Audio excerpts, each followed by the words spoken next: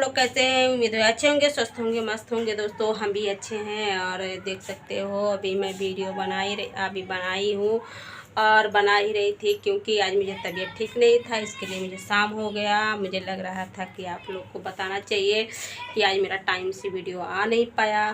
Time क्या दोस्तों, तबीयत ख़राब हो जाता है कभी, फिर तबीयत थोड़ा हल्का होता है, इसलिए फिर वीडियो बनाना शुरू कर देती हूँ। तो मैंने थोड़ा वीडियो बनाई और मैं अपना ब्लॉग बना रही हूँ।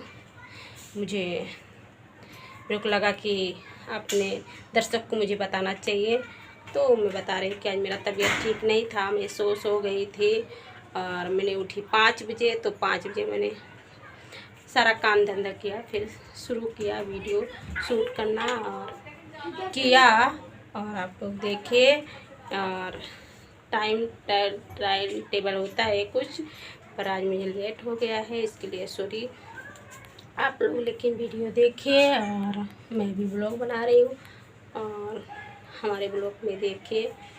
और दोस्तों बस यही बताने के लिए मैं आई कि आज मेरा तबीयत ठीक नहीं था और मैं लेट से वीडियो बनाई हूँ, तो आप लोग देखिएगा और जाके हमारे ब्लॉग में।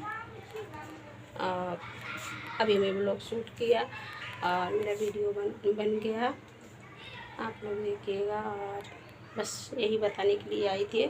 और धन्यवाद। जय हिंद, जय भारत।